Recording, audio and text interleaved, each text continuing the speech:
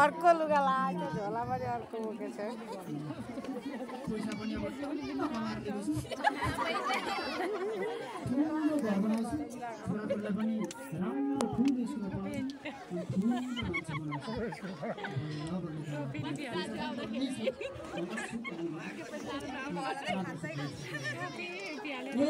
नमस्कार काकी नमस्ते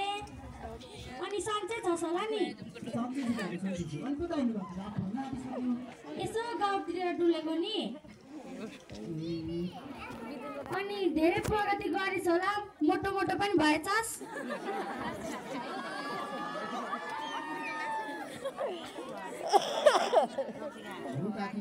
धुलो पनि लगाइदिनु ल ल थाकिस पनि होला गएर आराम गर हुन्छ हुन्छ काकी भरे हाम्रो घरतिर पनि निस्किनु है काकी ए भइहाल्छ नि ल ल म लागे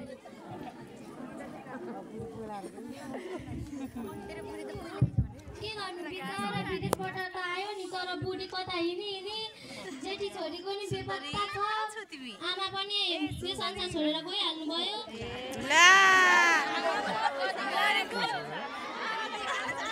बिचारा दुईटा छोरा र छोरी पनि कता गए खाना आएर नभएर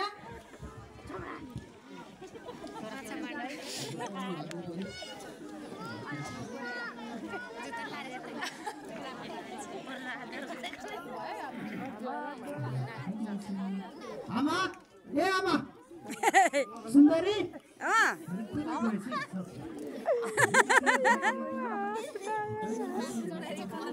गइसक्यो पहिलो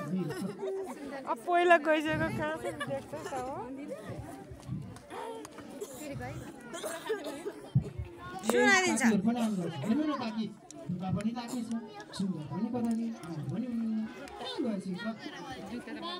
हामीले अघि नै पर्फिपलमै भेट्दा भन्न खोजेको के गर्नु भन्ने आँटे आएन तेरो बुढी पनि कता हिँडी माइली छोरीको बेपत्ता छ आमाले यो संसार छोडेर गइहाल्नु भयो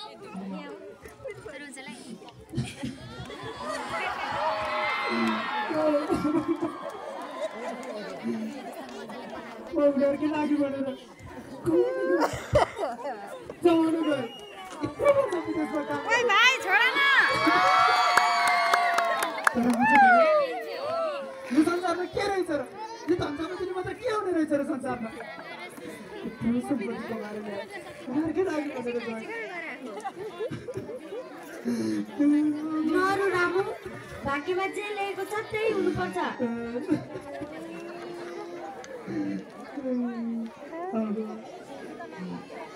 अब बस्दिनँ घरमा अब म विदेशतिर जान्छु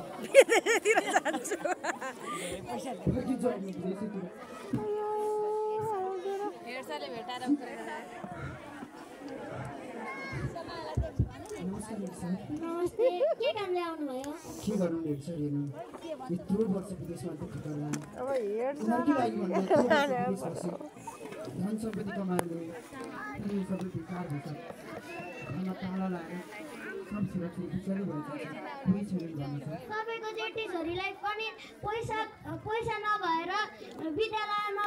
पढ्न नसकेर विद्यालय छोडेर गइहालिन् अनि तपाईँको दुईजना छोरीहरू पनि त्यही कारणले विद्यालय छोडेर गइहाले मैले रोक्न पनि खोजेकै हो तर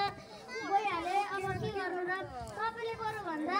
विदेशबाट कमाएको पैसा हाम्रो विद्यालयमा केही दान गरेर हाम्रो विद्यालयको विद्यार्थीहरूलाई यही टिकाउने र यही सिकाउने व्यवस्था बनाउनु पर्छ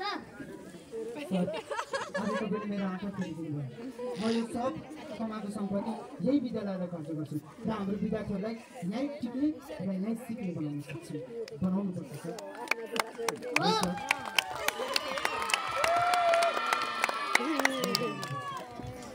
सर बाबा म पनि आएँ नि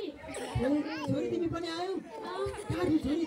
बाबा मलाई त केही दलालहरूले बेचिदिएका थिए त्यही पनि म बेचे पनि सहरमा गएर धेरै पढेर लेखेर शिक्षित र दीक्षित भएर आएको छु